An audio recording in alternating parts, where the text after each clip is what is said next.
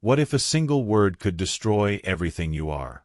Not just your reputation, not just your pride, but your very place in society, your family's honor, and even your memory after death. In the world of the Vikings, such a word existed. And once spoken against you, it was like a death sentence delivered not by axe or sword, but by society itself. That word was Argr. To the Norse people, masculinity wasn't just a matter of appearance or behavior. It was the foundation of your legal rights, your social standing, and even your spiritual identity. A Viking's manhood was sacred, tied directly to his ability to defend his honor, his kin, and his name. Without it, you were nothing. Now imagine this.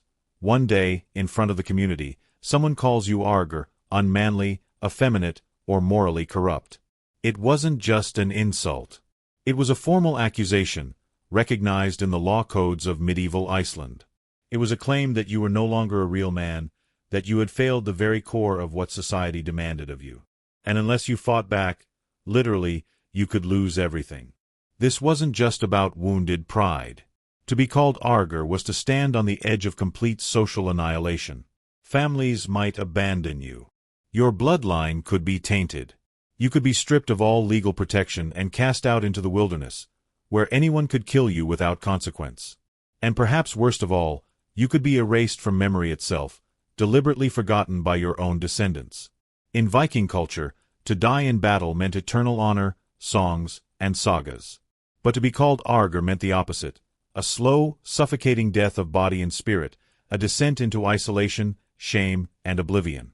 In today's video, we're going to uncover the terrifying power of this single word. We'll explore what it meant to the Norse, how it was enforced by law and ritual combat, and why men accused of unmanliness often faced punishments far worse than execution. And finally, we'll ask, are we really so different today? Or do we still find ways to exile and erase those who don't fit our society's expectations of masculinity? Stay with me, because this story will change the way you think about honor, identity, and the brutal world of the Vikings. To truly understand why a word like Argr could destroy a man, we first have to step into the mindset of the Viking Age. For the Norse, masculinity wasn't just about being male, it was the very foundation of their entire social order. A Viking's worth was measured by honor. Honor wasn't an abstract idea. It was tangible, public, and constantly tested. It was shown through courage in battle, loyalty to one's kin, and the ability to defend both land and reputation. In a world without police, without standing armies, and with only fragile alliances between families, your honor was your shield, and if that shield cracked, everything else collapsed with it. One of the most famous sayings from the Havamal, the wisdom poem of the Vikings, declares, "Cattle die, kinsmen die, and so one dies oneself, but a noble name will never die, if good renown one gets." This single line reveals the Norse obsession with legacy. Wealth could vanish, life could end in an instant, but the name you left behind, that was eternal. To be remembered in song and saga was the closest thing to immortality a Viking could hope for. But here's the catch. Memory was tied to honor, and honor was tied to masculinity. If your manhood was questioned, your honor crumbled. If your honor crumbled, your memory was erased. That was the nightmare every Viking feared. So what exactly did masculinity mean in this world? At its core, it was about strength, bravery, and dominance. A true man was expected to fight when challenged, to protect his family, and to command respect in the community. Violence, though brutal, was not shameful. It was often necessary to prove oneself.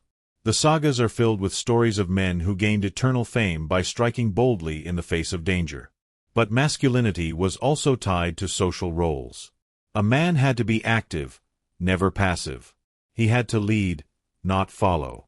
In battle, in love, and even in sexuality, the expectation was clear. A man who submitted was seen as weak, and weakness was despised. Even magic reflected this divide. The practice of seer, a form of sorcery, was widely used by women and considered powerful. Yet when men performed it, it was seen as disgraceful, something beneath their dignity. Even the god Odin, master of wisdom and war, was mocked for practicing seer. The accusation that it made him unmanly. Imagine that, the king of the gods himself tainted by a hint of femininity. This shows us just how fragile Viking masculinity could be. It wasn't enough to be strong. You had to constantly guard your reputation. Every action, every rumor, every insult could tip the balance. And once a man was branded Argr, it meant society had judged him as failing the most basic test of manhood. Think about how this shaped everyday life. Arguments weren't just about words. They could erupt into duels because failing to fight back meant losing face. A man had to be ready, at any moment, to defend his masculinity with steel. Family honor was on the line as well. If you failed, the shame didn't stop with you. It spread to your kin, staining generations. In this way, masculinity was both a privilege and a prison. It gave Viking men status, rights, and glory, but it also trapped them in an endless cycle of proving themselves. You could never rest. You could never appear weak. One slip, one insult left unanswered, and your entire life could unravel. This is why words like Argr were so devastating. They weren't just insults. They were legal accusations that cut at the very root of what it meant to be a man. To be called unmanly was to be stripped of your humanity, to be cast out of the order that gave your life meaning. And in the Viking world, when honor was life itself, that was a fate worse than death. Among all the insults a Viking could hurl at another, one stood above the rest. A single word that carried more weight than swords, more danger than spears. That word was Argr.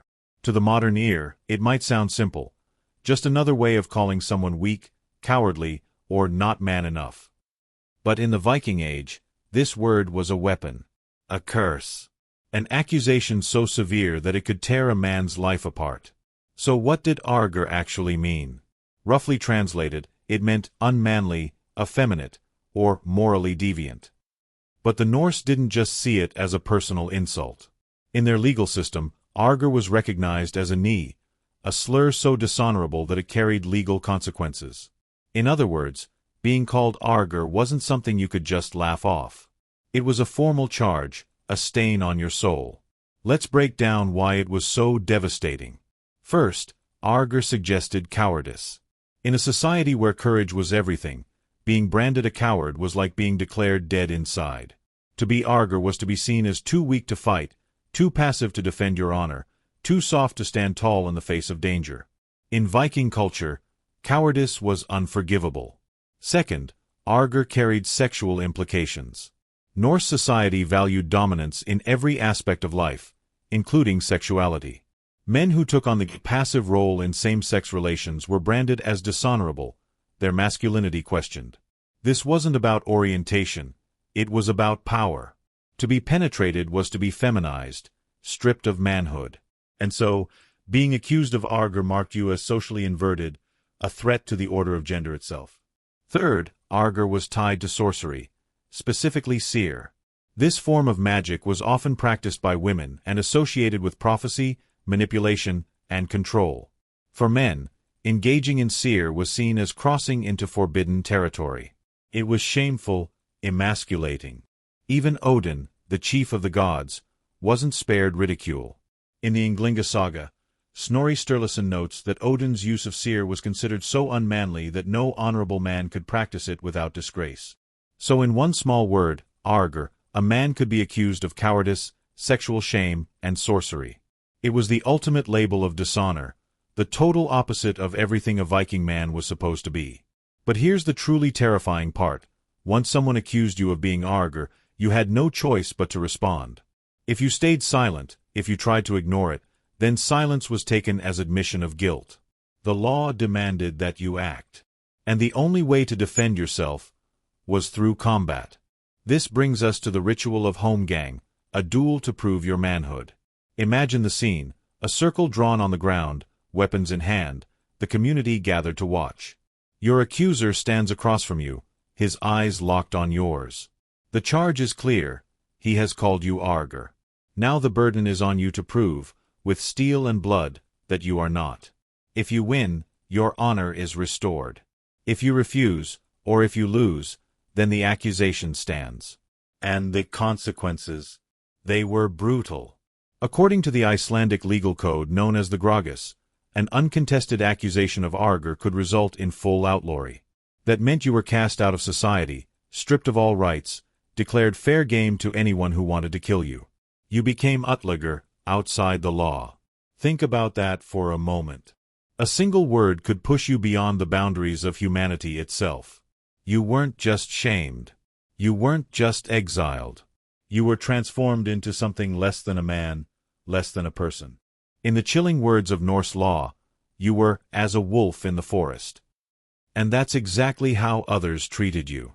Anyone could kill you without consequence. Not only that, they could even claim your property. The law stated clearly, "He who kills an outlaw shall not pay wergild." No compensation, no blood price. Killing you was not a crime. In some cases, it was considered a civic duty. The stain of Argr went even further. It didn't just affect the accused, it tainted entire families. Kinship was everything in Viking society, and being connected to an unmanly man could drag down your own reputation. Families often cut ties with those branded as Argr, sometimes even erasing them from genealogies. Imagine that, your descendants deliberately leaving your name out of family records, pretending you never existed. That was the ultimate erasure. In Norse culture, memory was survival. To be remembered in stories and sagas meant living on. But to be Argr meant being forgotten by design. Not an accident. Not neglect. But an intentional act of cultural execution. This is why the word was so feared. Because it wasn't just about the man standing in front of you, it was about everything you would leave behind. If you lost your honor, your family might abandon you. Your children might disown you. And generations later, your very name might vanish, struck from history as though you had never lived. Think about how different this is from a simple insult today. Someone might call you weak, cowardly, or worse, but we have laws to protect against slander, and society doesn't literally erase you for it. For the Vikings, though, the stakes were far higher. A word wasn't just a word. It was life or death. So when a Viking spat the word Argr at another man, it was more than a fight starting.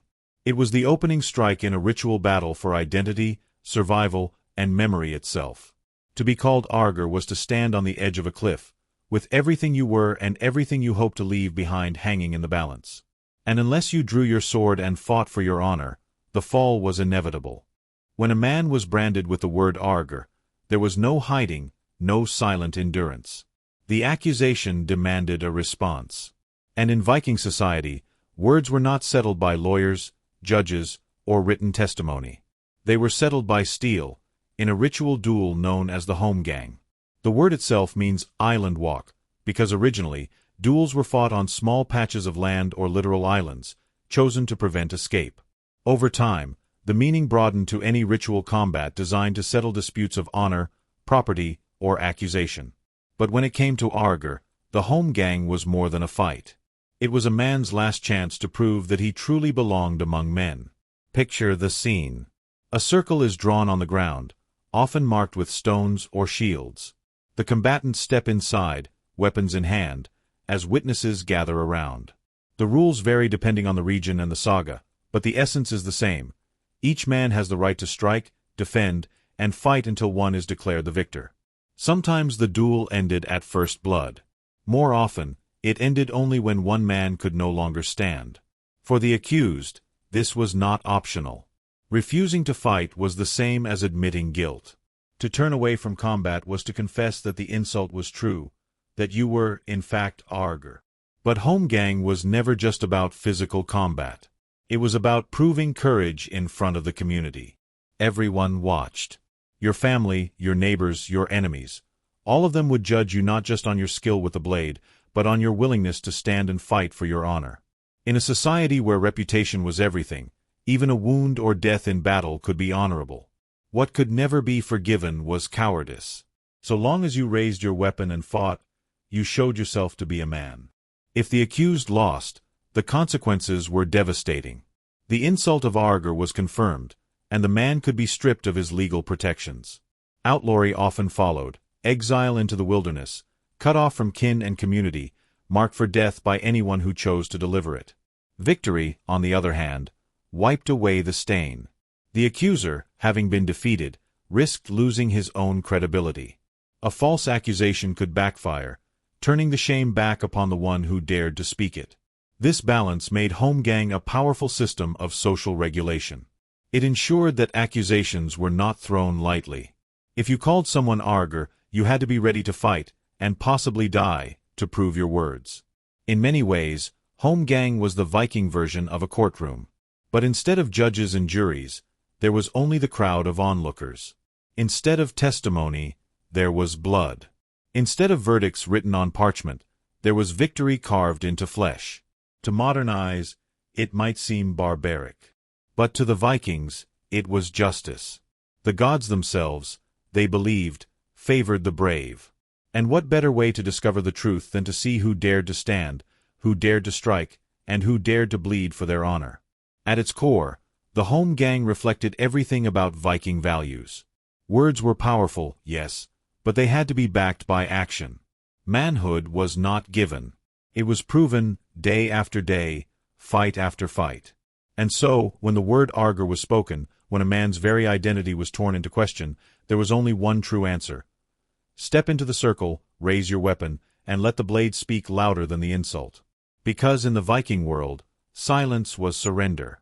And surrender meant death, not just of the body, but of the very memory that gave life its meaning. Imagine standing before your community, surrounded not by enemies on the battlefield, but by neighbors, kin, and witnesses. The verdict is clear. You have failed to defend your honor. You have been branded Argr.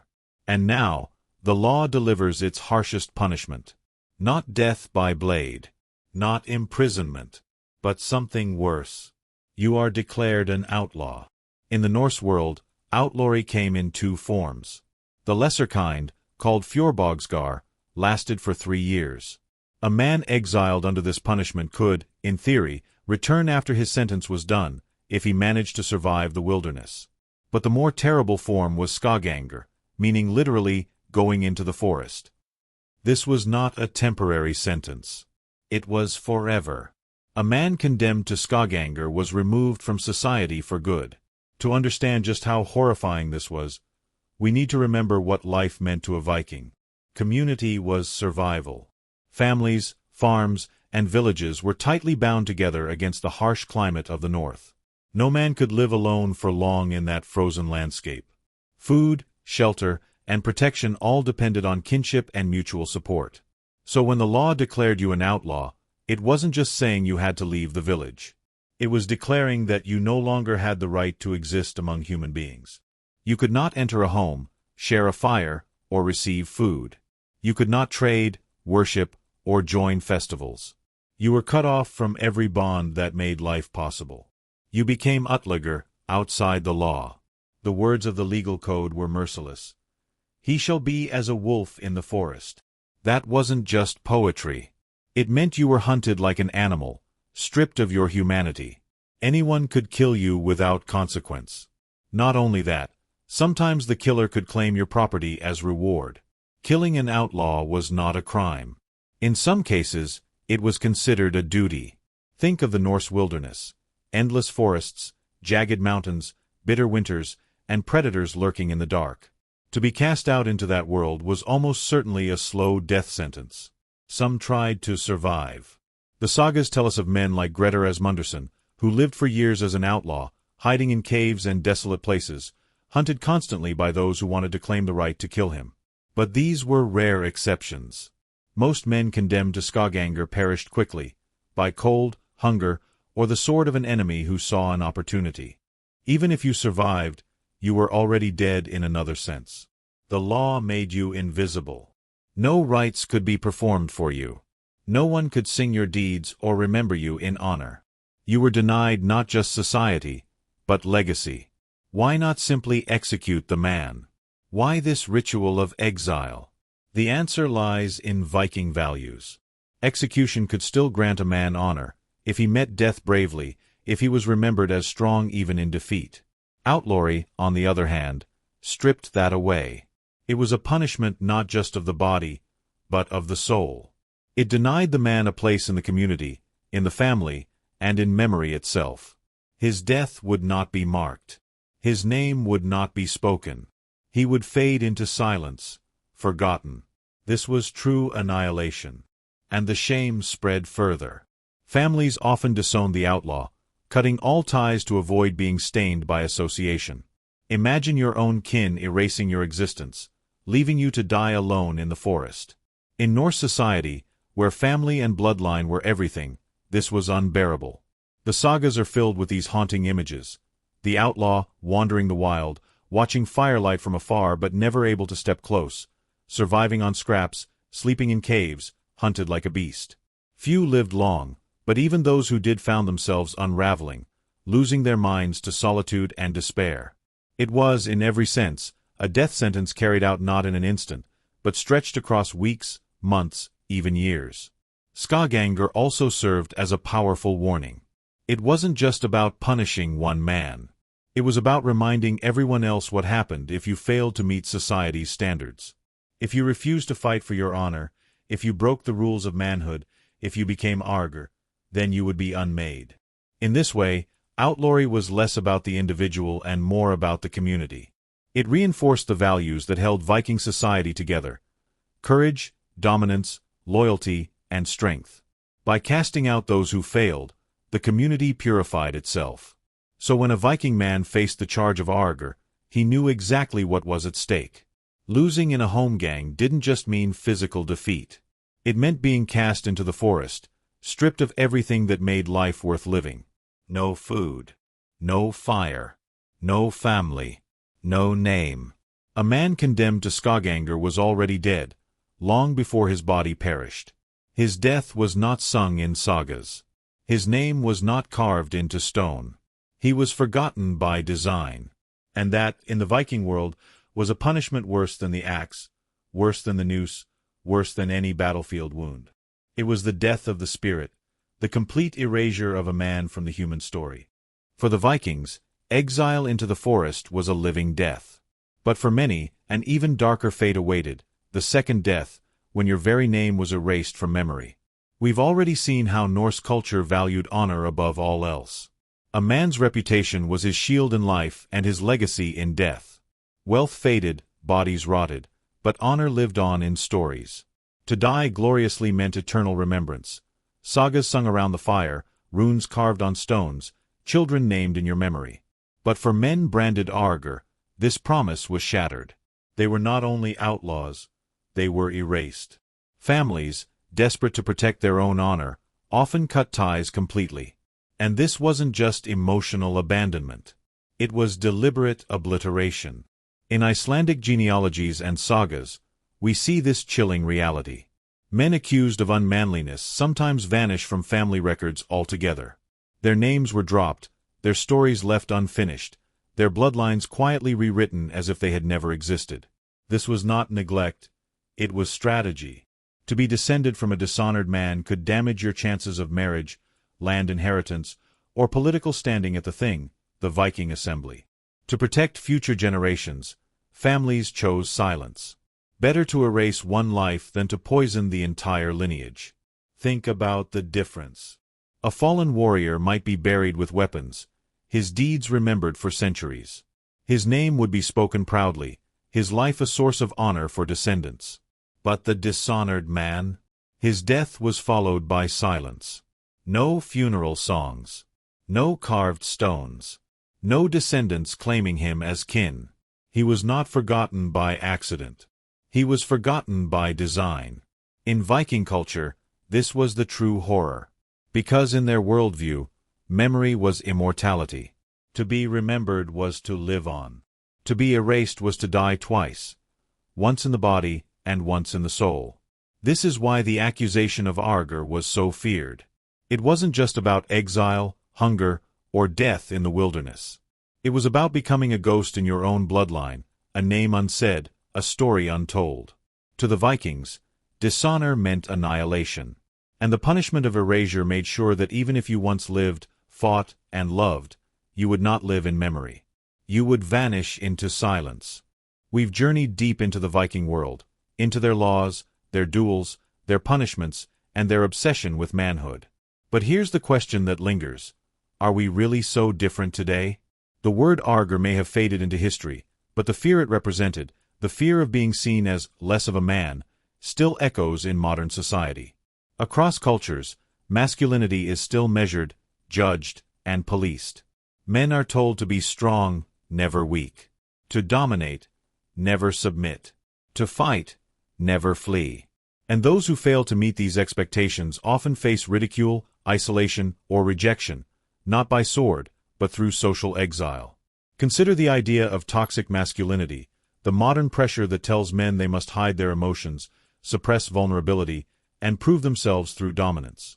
A Viking might not recognize our words, but he would recognize the pattern, a culture that punishes men who don't fit the mold. Or think about the phenomenon of cancel culture. When someone is judged as crossing a social boundary, they can be cast out, shamed, and silenced. Just as Viking outlaws were erased from genealogies, modern figures can be erased from platforms, communities, and collective memory. The methods are different, but the instinct is the same. Protect the group by purging those who don't conform. The Vikings believed that dishonor spread like a disease, staining not just the accused but everyone connected to him. And today, we still see families, communities, even entire societies distance themselves from those branded unworthy. So perhaps the lesson is this: while we no longer send people into the forest to die, we still build new kinds of forests, digital, social, cultural, where those who fail to meet our ideals can be left to wander alone. So what can we learn from the story of Argr, a word that carried the power to end a man's life, erase his legacy, and condemn him to a fate worse than death? For the Vikings, masculinity was not just personal. It was public, legal, and spiritual. To be a man was to embody courage, strength, and dominance at every moment. To fail was not simply weakness, it was pollution, a threat to the social order itself. And so the punishment was absolute: exile, erasure, annihilation. Today, we no longer cast men into the forest to die. Yet the echoes remain. We still live in societies where honor, reputation, and identity can be fragile, where a single accusation, a single label, can strip someone of belonging. And while we may not speak the word Argr, we still use words, coward, weak, unmanly, that carry the same sting. The lesson is both caution and warning. Caution, because we see how dangerous it can be to build identity on rigid standards of masculinity. Warning, because when a community decides someone no longer belongs, the punishment can still be devastating, even without swords or exile. Perhaps the Havamal said it best: cattle die and kinsmen die, and so one dies oneself, but a noble name will never die, if good renown one gets. Honor mattered to the Vikings because it outlived them. The question for us is this: what kind of honor, what kind of legacy, do we want to pass down? One built on exclusion and fear, or one that allows every name to be remembered? That choice is ours.